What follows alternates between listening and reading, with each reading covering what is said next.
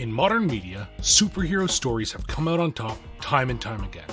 Most people have daydreamed about what life would be like if they could pick up that mantle and do it themselves. This week on Scheduled for Launch, join me, Zach Walsh, as I talk with Dave about his game, Metahumans Rising. This action hero game puts your story at the forefront and has an incredibly cool comic called Steel Aces that's set in the same universe. Create your hero and live your legend. We talk about comics, creating a hero, and disasters.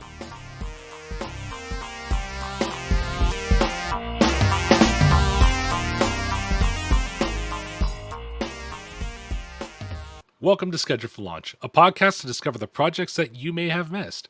This week, I am incredibly excited to be joined by Dave. Dave, thank you so much for coming onto the podcast this week. Hello. I'm happy to be here. And we're going to be talking about your game, one of the games that you've designed here, Metahuman Rising, and some of the peripherals and extras that are kind of attached to this project, which is really interesting and cool. I am always happy to talk about Metahumans Rising. Before we really get into what Metahuman Rising is, can you tell the audience a little bit about yourself? Sure. My name is Dave Silva. I've been playing role-playing games since the mid-'80s.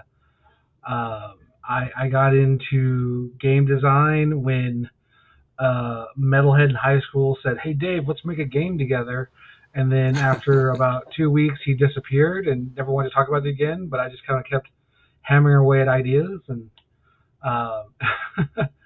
while that never went anywhere, in 2013 we released our first game, which was Fractured Kingdom, and then in 2019 we released Metahumans Rising. I also write for AGQ, which is Accessible Gaming Quarterly. That I didn't know. That's really cool. I've written a number of articles in their periodical. The last has been a series of heroes that explore different kind of accessibility issues or things that we might want to explore at the game table. That's really cool. If you don't mind, Dave, could you tell us how you got into that, actually? Well, it's funny. The person behind AGQ actually did the layout for Metahumans Rising, and when I saw their Kickstarter, I backed that, and then I reached out to them and asked if I could write an article. I think the first article I wrote was portraying a character with like comparing different characters like Daredevil as opposed to say Oracle, as opposed to like the Thing, which most people might not think of the Thing as having accessibility issues, but he has socialization problems, and then comedically in the Fantastic Four movie that came out in I think the early 2000s, had to take the stairs because the elevator couldn't carry him. And so but this, while they play that for laughs in the movie, his size has been something that's come up frequently, but his physical appearance and how he perceives himself was a recurring theme.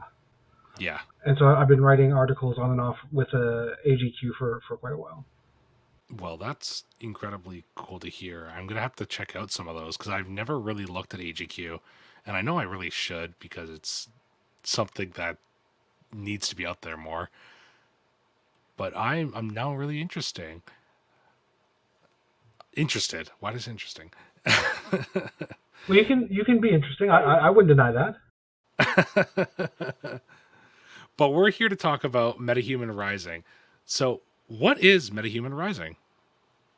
So Metahumans Rising is kind of our love letter to superheroes and superhero stories, or maybe it's our love letter to comic books.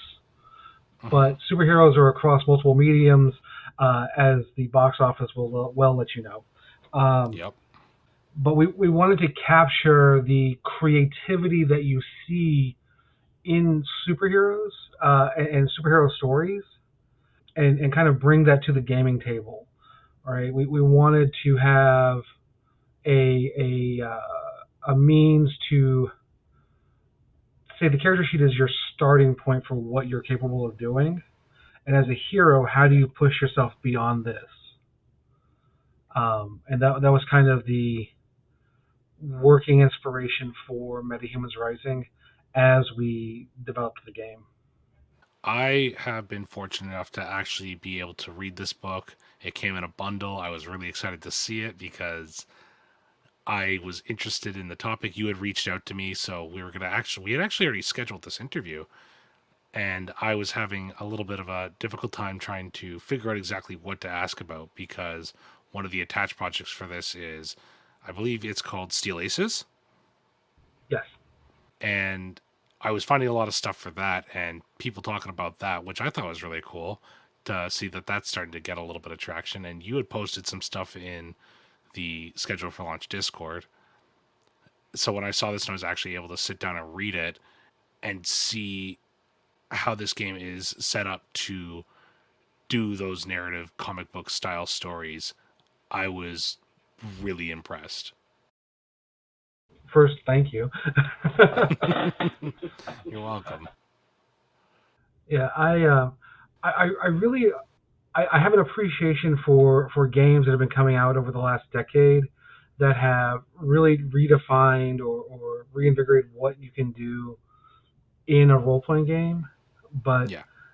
at the same time, I have my roots in like uh, games from the 80s and 90s, and with Metahumans Rising, I really tried to find a balance and bring like narrative forward in a mechanical way, while still like I guess appeasing this like lizard brain aspect of my mind that says there must be numbers somewhere. Yeah.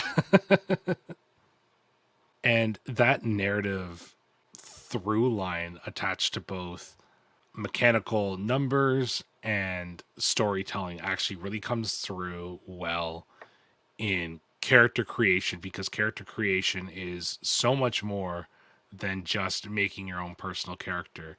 And I think we can actually kind of just slide through and talk about a little bit of this. So, if you don't mind, can we run through what character creation looks like, starting with part zero? Sure.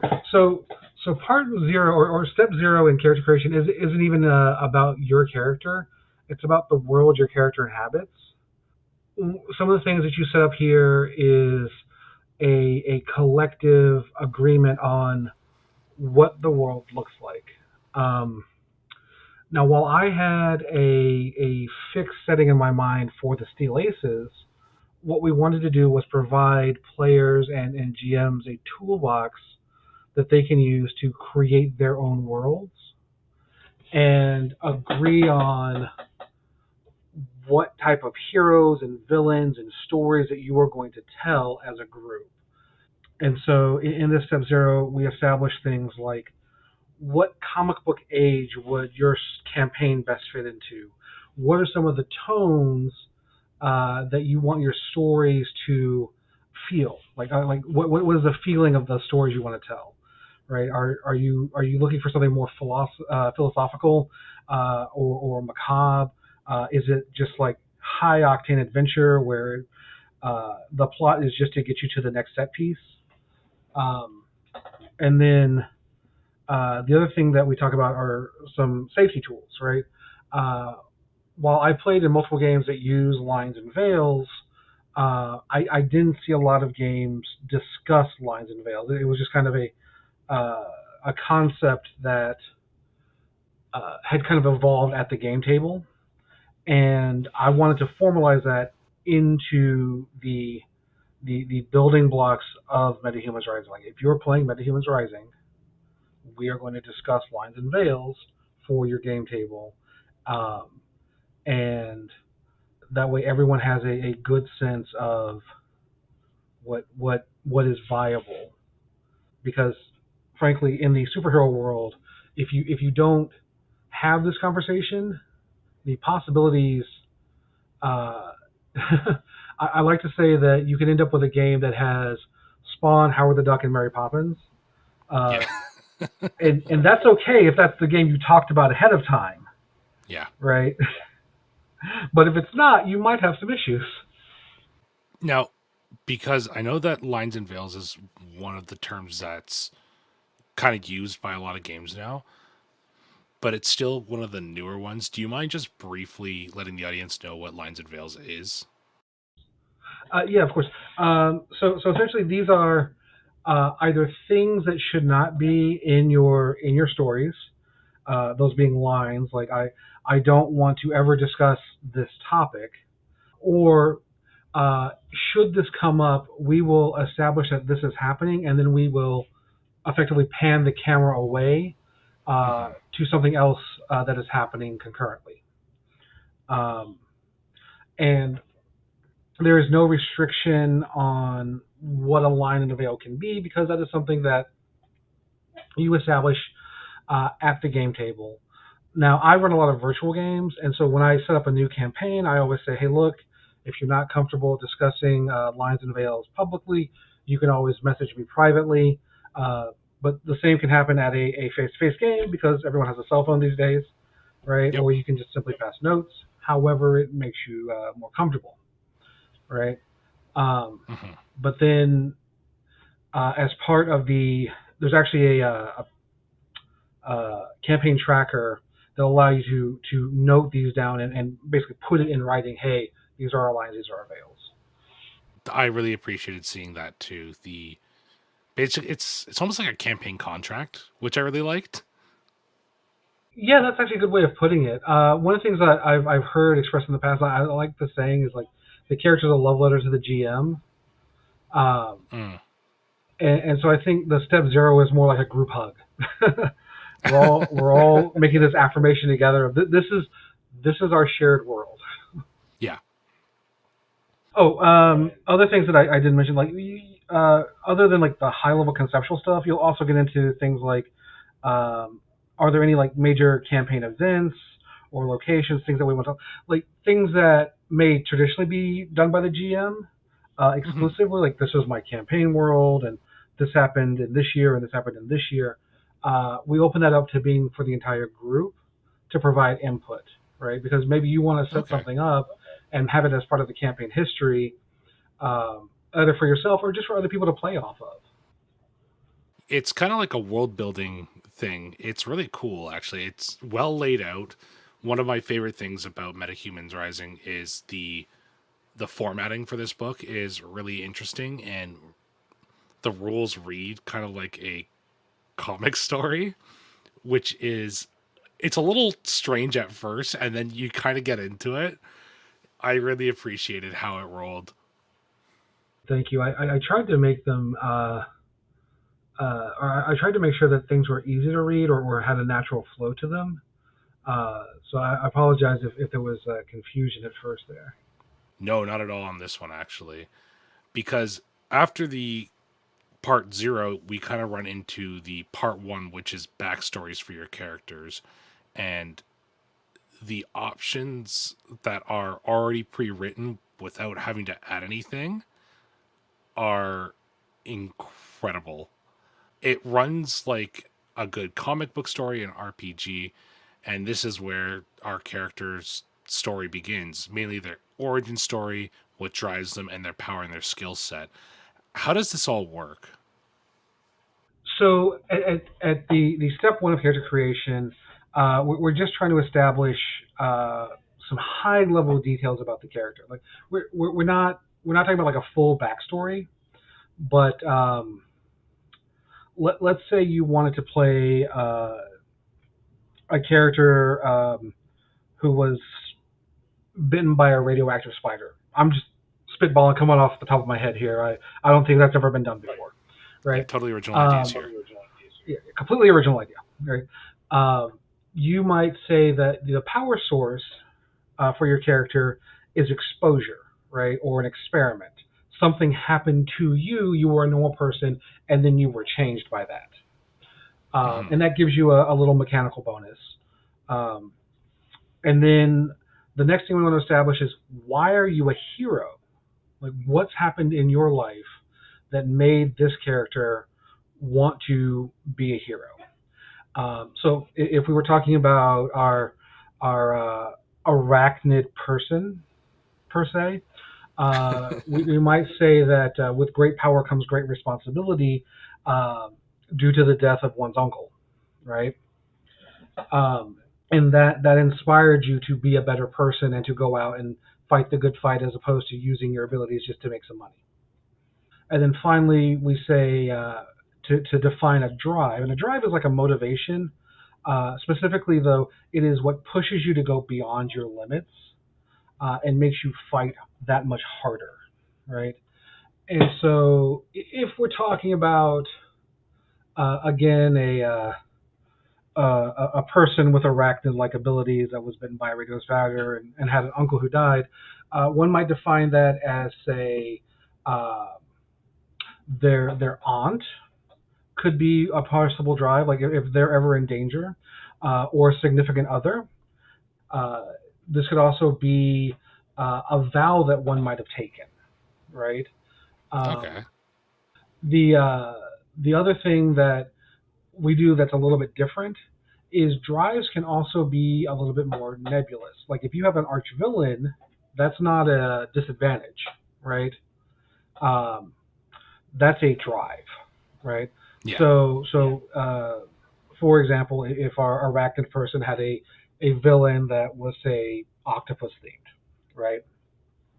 You could have that as a drive, and if I, as a GM, said, there is an attack at the local bank, you, as the player, could say, "Oh, it is uh, Professor Cephalopod," and uh, now, because that's your drive, you and like, uh, I haven't really defined that. I may have just like, oh, this is just going to be an easy thing, just to set the stage for something later. No, it is Professor Cephalopod. We're doing this now, right?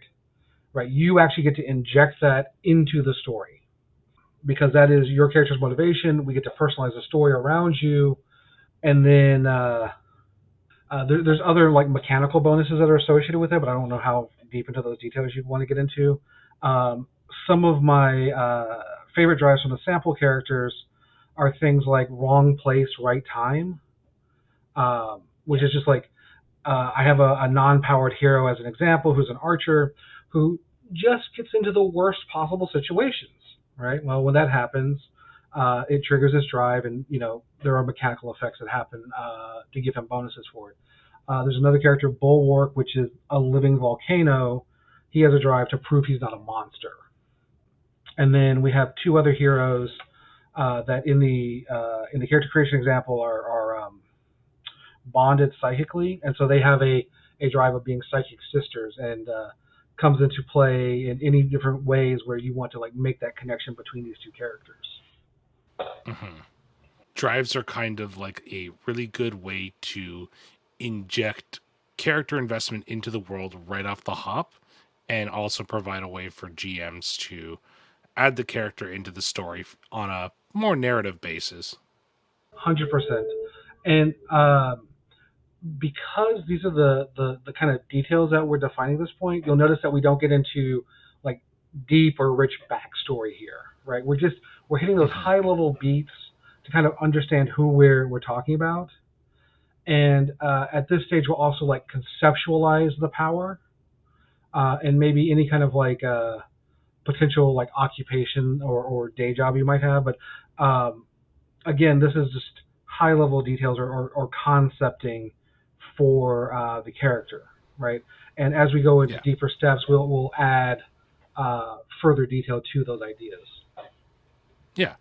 And that kind of plays into part two of the character creation and the game creation, which is power levels. And I really appreciate power levels because it's super straightforward, but I think it's important to hit, especially when we're talking about, well, we live in a world where superhero stories are currently cinematic and huge, and we have stories where people are intergalactic protectors and then stories where sometimes our hero protects like one part of New York City. I'd just like to give a shout out to Luke Cage here, but I don't know who you intended, but I'm gonna say Luke Cage. Yeah, Luke Cage was in there. Specifically those Netflix ones. They all work in New York. Yes, they do. Hell's Kitchen, very popular. So again, we haven't really put numbers to anything yet, and this is where Mhm. the numbers start to solidify. Is we've already talked about what the campaign is going to look like. We have some vague ideas of what the characters are going to be within this world, and so now we're going to say, okay, what scale are we operating at within this setting with these people? And so it kind of runs from like, do you want to run like pulp stories uh, or where not necessarily anyone has a power, or if they have a power, it's something that's underrated, but even just a couple of gangbangers or gang members might be enough to threaten the character, and a gun is deadly to, um, well, these two superheroes towed the Earth back into orbit, right? What is Yeah. the scale that we're going to operate on? And so that's what you're determining at this point. Yeah. And scale is huge in this game because you can have powers that range from I can punch real good to I just can't die. Yes. um, and I think one of the things that we try to do is, um, to capture some of those more outlandish comic book characters. Hmm. We tried to make it a framework where having those two things might not be mutually exclusive, right? Yeah. Uh, again, the character sheet is your jumping off point, not you are restricted to just this thing. So we've talked a little bit about the story elements in this. Now we're going to finally start looking at some numbers, and that begins with attributes. Yes. What are attributes? How do they work in this game compared to something like D&D? Okay, so let's talk a little bit about the mechanics of the game for a second. Um, the way a role works is you're going to determine what, or like you're going to say this is the action that you're taking, and then you and the GM will agree on what the best role for that is, right? So Hmm. let's say that you wanted to rip a bank vault door off its hinges. Okay, I'm just saying, these are things that happen in comic books. So the attributes are mostly traditional. If I'm going to run through them, it's like strength, dex, con, senses, fortune, which is kind of like luck and a little bit more, wisdom, intelligence, mental, and then expression. And then we have a history attribute, which is a way of expressing the nebulous things that you might have gone through and through the course of your life, connections that Okay. you've made, jobs that you've worked, things like that. But us go back to ripping a door off its hinges. If you're going to do that, it would probably be a strength roll unless there's some mitigating circumstance. And Yeah. then, do you have a talent, which are like skills, but a little bit broader? Do you have a talent that would apply? Does your power apply to this? And you'll take the value of these different characteristics, add them together, and then you'll get a number of dice depending on what you are bringing to the table for the roll. You'll always have an attribute because there's like the attributes cover everything, right? That's the most Yeah. broad possible option. So an attribute and two dice is your basic roll. If you have a talent or a power, you get an extra die. If you have a talent and a power, you get another extra die. So now that's two dice, three dice, four dice. Hmm. Uh, then if you have a specialty, that's a fifth die. And then if you can add in one of your motivations, one of your drives, that'll give you a sixth die to roll. So once you have your power level, this will help to set uh, the values for your attributes. There is a uh, the way it works is once you have the power level, you'll look at which attribute array you want, and then you can assign that in whatever order that you want. The powers are not predefined like key to an attribute. Okay. When you create your power, you'll define which attribute links to your power. So there's not a lot of restrictions on saying, well, I'm going to play a martial artist and making your highest attribute like wisdom or mental, because that could just represent years of fighting experience, and I use my wisdom as part of my fighting style to avoid attacks and do my thing, right? Mhm. And so it allows you to build a character you want to play, not build the character within a confines of I have to have my deck set in to accomplish Y goals. Does that make sense? Yeah, it makes a lot of sense. To go back to the Netflix series, like it's comparing Daredevil to Stick. Yeah, that's perfect. Actually, what's the dice system like in Metahuman Rising? Because it sounds like it's a dice pool system to an extent, but how exactly does it work? It's a limited dice pool. It is your static value plus the dice that you can bring to bear, and it'll be between 2 and 6. You'll never roll more than 6 dice. Okay. Uh, and so the reason why this is set up this way is you gain dice by having a diverse array of abilities or characteristics that you can bring to the table. Hmm. Um, but having a sheer knowledge of something is just as valuable. Okay.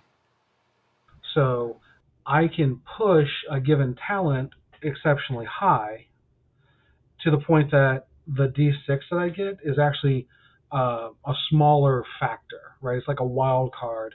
But I know that because I have a brawn of 10 and a strength of 10, I can always lift a ton. Forgive me, I'm not actually looking at the book, so don't quote me on that. But like just as an No, example, you can lift a lot when you have a high value. right? But then that D6 lets you push that further, Okay, that makes perfect sense to me. or I should say those D6s. But Hmm. Attributes are your points, and making your powers links to the attributes in a really interesting way. And I think I like that a lot. The ability to create a character that's not locked into a stereotype of stats, I should say. Not maybe not stereotype, but I always go back to D&D thinking about like, oh, the bards are always sexual because they have a high charisma. For some reason, people are like, no, they're just good with people. It means they're hot. I like not being locked into that. no, well, you're 100% right. There's definitely that bar stereotype. I think that we need to promote the fact that paladins also have a high charisma, and could be just as amorous, and so can warlocks. Exactly. Um, but yeah, like if you wanted to play a performer, you don't necessarily have to have a high expression. You could just have a high art talent, and that would be just as important as your basic ability to express yourself.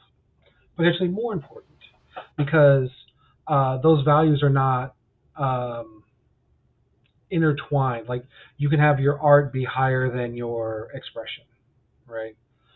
So you could have someone who is socially stunted, but an amazing vocalist or amazing performer some other way. I think that's really cool. It's a really interesting system. Okay, so the next part to me is arguably one of my favorite parts whenever we're talking about anything themed with comics, and that's drawbacks.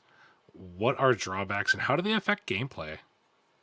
Uh, so with the drawbacks, we actually keep them pretty high level because they're really personalized to the character, um, Yeah.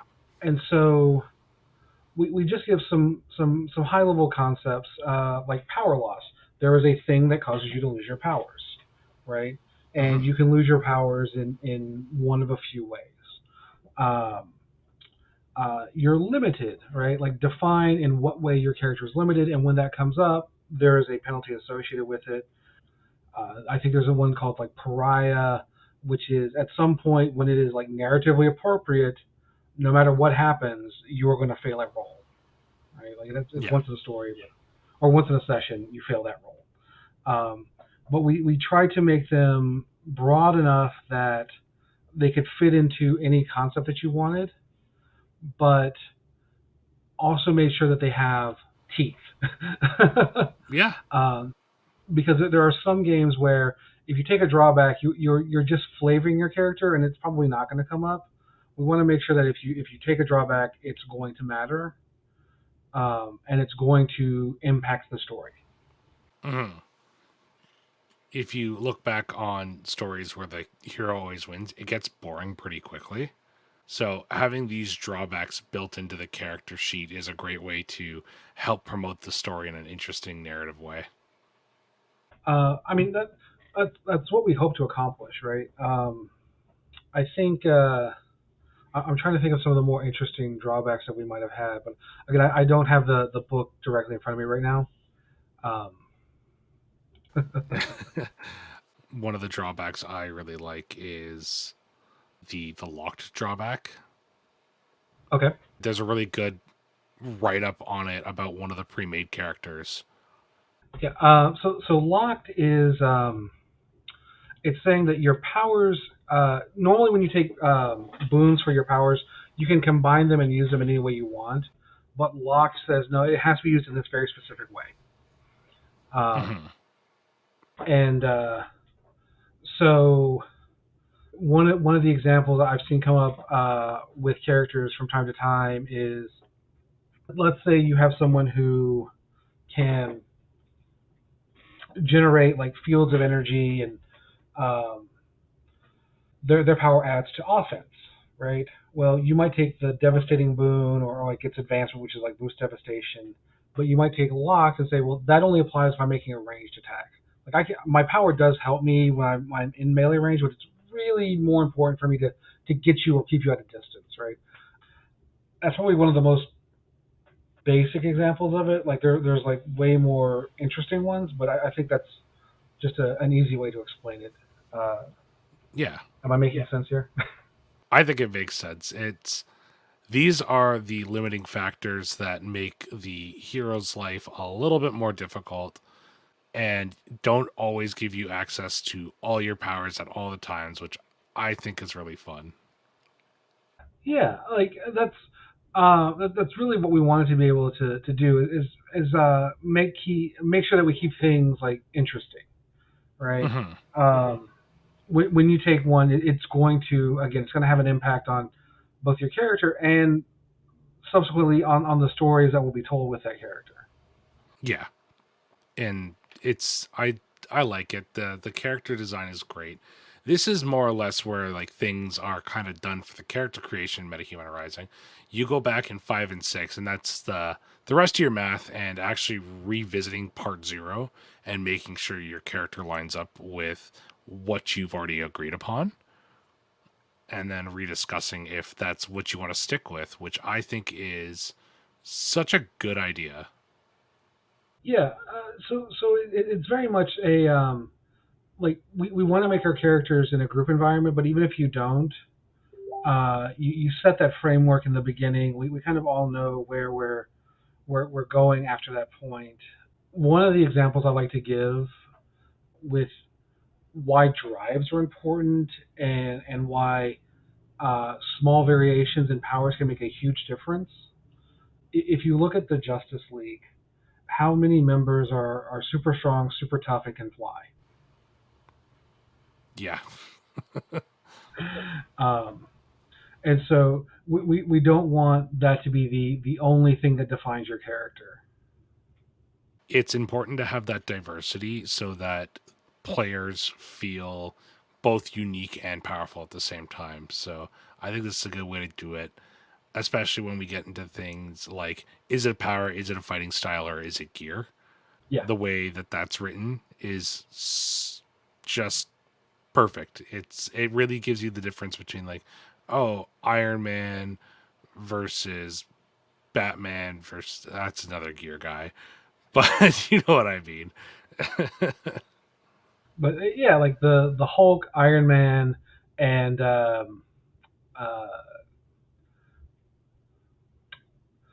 I'm trying to think of a good martial artist example. We'll just say Captain Oh, America, even though Daredevil. Yeah. or Daredevil, yeah. um, yeah, even though they have their powers, they are clearly martial artists, right? Yeah. I think that the write up for this section is really good for helping players come to that decision. I think one of the examples that we give is like uh, we take a character that learns a fighting style. And say, okay, well, this is kind of what you can do with a fighting style. And then we said, well, what if we wanted to turn that into a superpower? Right. And so we walk you through taking that fighting style from what is within the realm of like, it's a martial art. We can run this in a fairly realistic campaign to let's get nuts with this. um, and we so on our website we did an article about martial arts, and we did like different martial arts where it was like, okay, well, this is what we want to do if you want to keep things grounded, and then this is what you want to do if you just want to take it up to 11. And we did like a number of different martial arts that way. But yeah, we try and break down the difference between um, a power, a fighting style, a gear, and then there's nothing stopping you as a player or the character from having combinations of them. Like you can be a character that has a power with a fighting style and uses gear. Yeah. One of the easiest examples I can think of for that is Green Lantern, actually. Yeah. As a good example, Thor, I think falls in this category. You can debate the fighting style on Thor, but like, definitely he has his own powers, but he sure does have a weapon on top of his powers. Oh, yeah. We have examples of characters in the book that have a mix of both.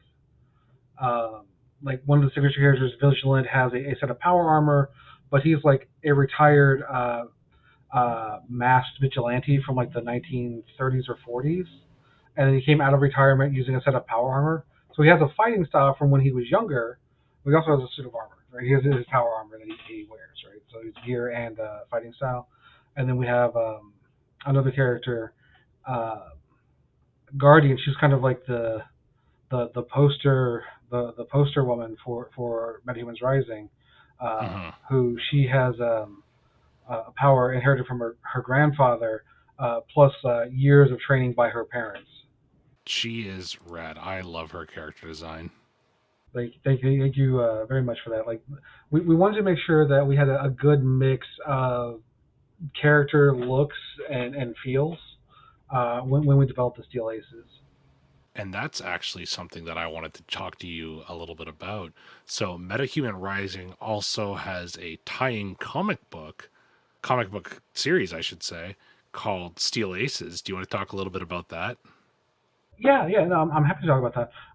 So Steel Aces evolved from the original RPG, uh, which is we essentially said that we're not done with the characters yet, and Hmm. we want to tell uh, stories with them. And so, uh, effectively, with the onset of the pandemic, creativity strikes, right? Yep. Um, and so begat the Steel Aces comic. That's on our website. The first issue is done. We're actually uh, just down to the second page of the second issue, and it's kind of like a team origin story for them. We're very curious as to where the story goes from here. Like as a writer, I'm really looking forward to continuing to explore the narrative, and it's interesting working in a web comic where our updates are, it's not like a traditional comic where, here's the entire story right up front. Because the story is spaced out, it gives us the chance to like look at it as it's evolving and saying, hey, what's happening here? Do we need to make adjustments like along the way? Is there something that we need to explore more? And that's been really fun. I said it before in the Discord. I really like the art style for Steel Aces. I think it's really evocative of kind of like modern comics in a very interesting way, but also very much has this feel of like a comic made from people who love comics. And I haven't found anything quite like it. I'm really excited to look more into Steel Aces and see what it's all about. Thank you. Again, we really enjoyed creating it and telling these stories. Well, story because we're still telling the first story, but you get the idea. But Yeah, it's a lot. It's ongoing. Writing is definitely super interesting. And one of the things I wanted to kind of ask you about though is what was kind of the spark for creating Metahuman Rising? um, so we released Fractured Kingdom in 2013, and immediately I was no longer happy with it. Um, but I liked the root of the engine, and I wanted to take that and see what else we could do with it. One of the things about Fractured Kingdom was that it was really about wearing you down and creating a sense of desperation, even though you had these like mystical powers.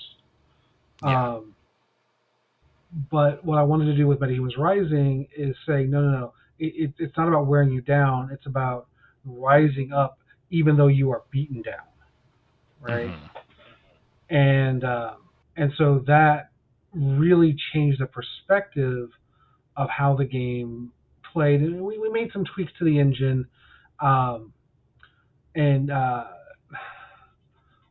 developed the power system as opposed to uh, much more rigid like chains of abilities that we had the previous game.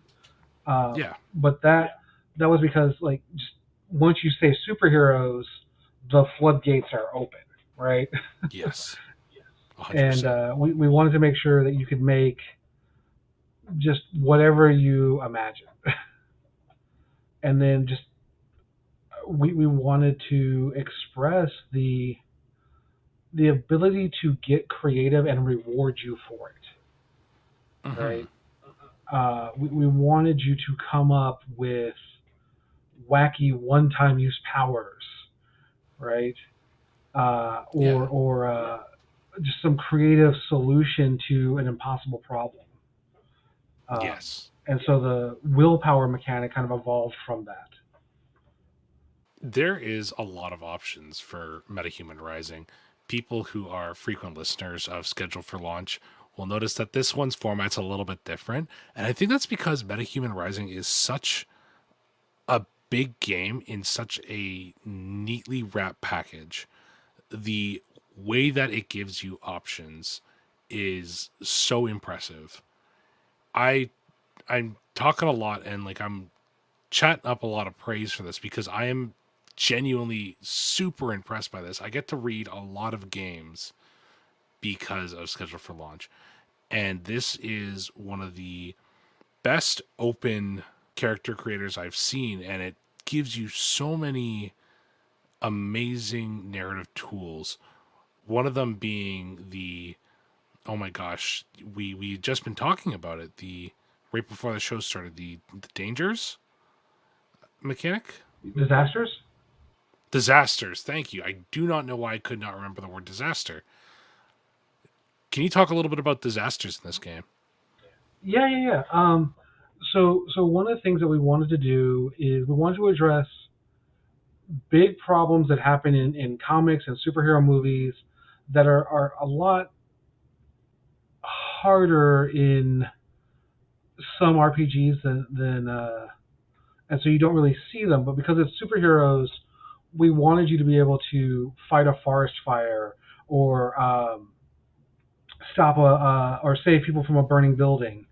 But we didn't want to get into, well, how much water can you carry, and uh, you know, can you spin so fast that you extinguish the fire by removing the oxygen within the vortex, or weird things like that, right? And Yeah. so when you create a disaster, you say, okay, this is what the disaster is. This is the size and the scope of the disaster. This is how dangerous the disaster is. And that sets kind of like what is the target number to beat if you're threatened by the disaster, i.e., you can be harmed in this. How much damage do you take? And then you can add other like narrative beats for complications. It also sets up a success threshold for the disaster and the victory conditions for the heroes. And you say, okay, well, if the disaster reaches its goal, this will happen, right? I think the example in the book is a weather manipulator, an evil weather manipulator takes over a hydroelectric plant and straps in a power amplifier to it and creates a massive storm that encompasses the entire city. And so the heroes have to come up with creative means to deal with that. Actually, I think I took that and I eventually turned it into a one-shot adventure. Um, like that actually became like its whole own adventure. That's an aside. But when you're doing that, or when you're running a disaster, you don't have to worry about, well, my attack roll is this, my defense is that. It is simply, this is how I want to try and address the disaster, and how I want to try and help people or help mitigate the harm that is being caused, right? And as Hmm. long as um, you're able to give this narration, you are going to make a roll based on what your character's actions are, and it is going to help you to mitigate the disaster, right? And I've mentioned like burning buildings. I mentioned like massive storms, but we've also used disasters for things like kaiju. Um, I actually have like a Thanksgiving adventure that has been going on for a couple of years now, and like Gobbler is a like 300-foot tall turkey that splits flaming balls of butter, and we run him as a disaster because you can stat him out. I think at one point we did, but that's just like that's a disaster. You got to deal with that. Villains are easy because you can do something to them. It's a lot harder when the quote unquote bad guy is an earthquake. Yeah, and that's 100% what we wanted to try and address is like the first Christopher Reeve Superman movie. How do you prevent that earthquake from causing massive destruction? I mean, okay, granted the answer was turn back time, but like we want this kind of storytelling, right? Yeah. Oh my gosh, Dave, we've been going for over 50 minutes now. So we should probably start wrapping up. I've been really enjoying learning about Metahumans Rising. But I got a couple more questions for you, if that's all right. Yeah, no, that's perfectly all right. Yeah. So, just real quick, how does a typical session of Metahumans Rising run? So that's I'm leery to say how a session would run. I've written a number of one-shot adventures, and I can tell you how like an adventure is Okay. formatted. Yeah, that's probably better then. um, so and there's actually like some GM advice on like creating a narrative flow for a given story, and Mhm. I tend to follow this myself when I'm writing these one shots. But essentially, you either have like a personal scene or some type of establishing scene that'll set up the events, then some form of escalation this might be research or like calamities that are related to that initial foreshadowing event. Then some type of climax, some type of aftermath. Um, and that's usually like the progression of like a superhero story, or not every superhero story, obviously, but like a lot of them. Yeah. If you go back, you watch this episode of like, let's say, like the Justice League from the 2000s, right? Hmm. You'll see that format quite a bit. Um, and so the idea though is we want to make sure that everybody gets some spotlight time. Everybody has a chance to personalize the adventure. But as far as a session goes, like there's no like hard or fast rules of um, uh, like like games like Mouse Guard or Blades in the Dark come to mind here, where it says, look, during the course of the session, these are the different things that you need to like beats that you have to hit. Yeah. We're a little bit more loosey goosey, like we're telling a story, and it's like we know the narrative beats that we want to hit, but there's no like structured format of how to get there. Does that make sense? That makes perfect sense. It runs closer to, like I said, I'm going to use it again, like a D&D game than it does a Blades in the Dark or Powered by the Apocalypse style game. Yeah, yeah, no. While we definitely I love PBTA games. I wish Hmm. I had that level of creativity. Um, but yeah, the structure of a session is much more open. I think that's totally fair. So, Dave, let's get into the last two questions here. These are the ones that are asked on every single episode to some extent. What advice can you give to a creator who might want to make their own game or write their own stuff, but they don't really know where to start? Um, so it's different for everyone, and I don't want to give like a non-answer here. Um, but I would start by, if you have an idea, put it on paper, or put it on a document of some type. We live in the future, so paper might not be necessary. Um, like I said, been gaming since the '80s, so paper. Get your ideas down, right? And then if you're a game designer, right, or if you're a creative, ask yourself, uh, what is the scope of what I'm creating? Um, do I need an entire system out of whole cloth? Is there something there that I can pull together?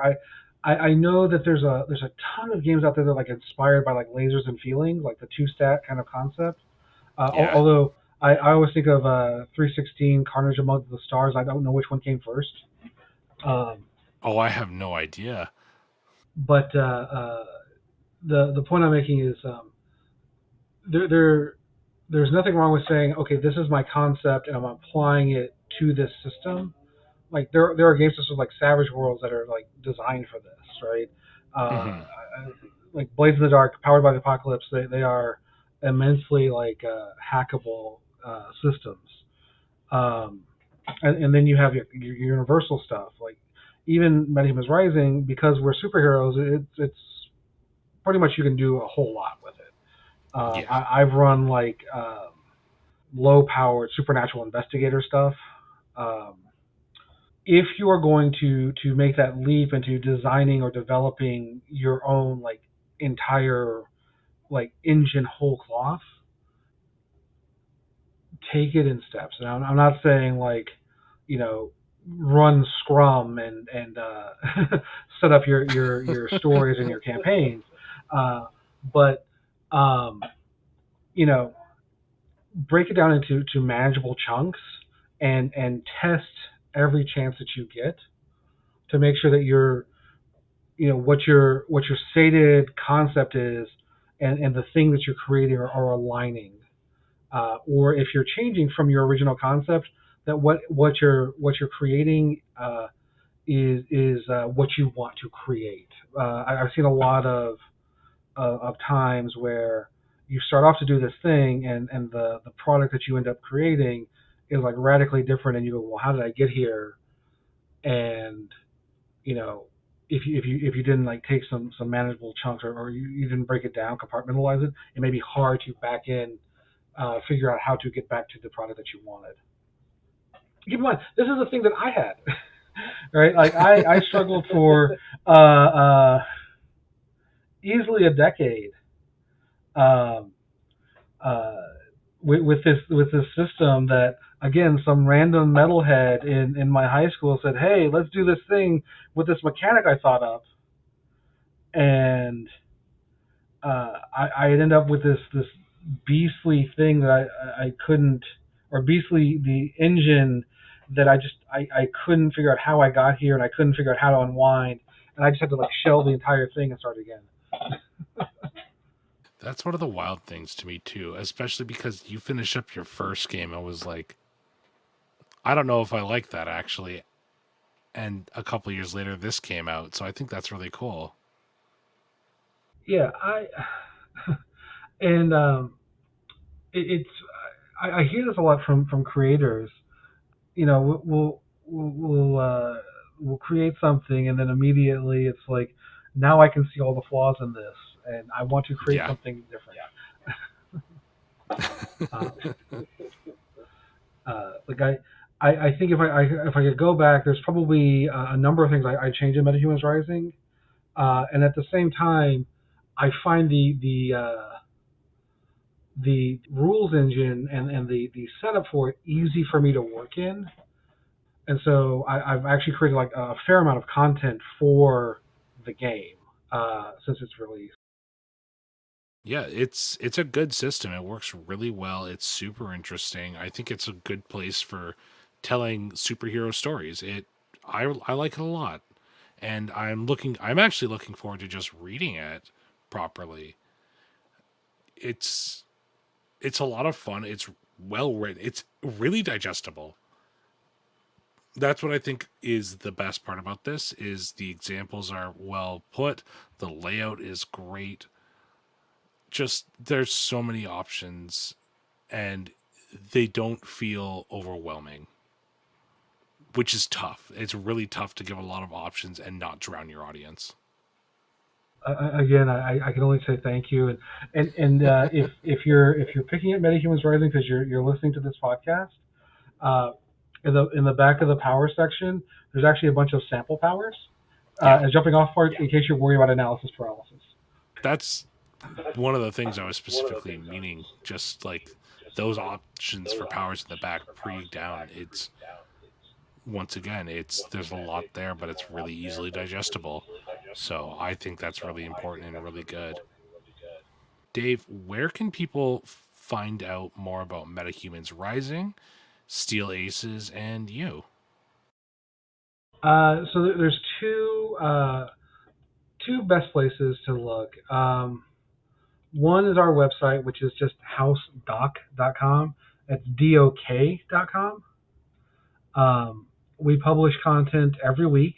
Um, Steel Aces is every 2 weeks, and then every other week is some other form of MetaHumans Rising related content.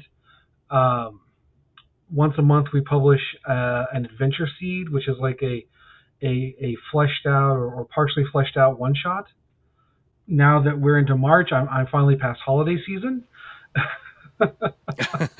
uh, and so we have some interesting stories to tell. Um, but the comic is also there at the House Doc website. Again, that's DOK, not DOC. Um, Yeah. and then the other place to find us is over on Patreon, which is just patreon.com/metahumans. And there you get early access to our Steel comics.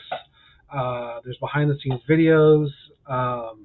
There's web extras for the different adventures and other additional content there. And I think that links to like a Discord and stuff like that. We're also up on like Drive-Thru. We're on Itch as well. You can get physical copies from Studio 2. Yeah. I think those are the places to find me. If you want to follow me on Twitter, I'm on Twitter. I think my Twitter is like HouseDocPro. And then we're on Facebook. If you just look up Metahumans Rising on Facebook, we're there too. We are looking at a new expansion for Metahumans Rising. In addition to the webcomic, web content that includes the webcomic,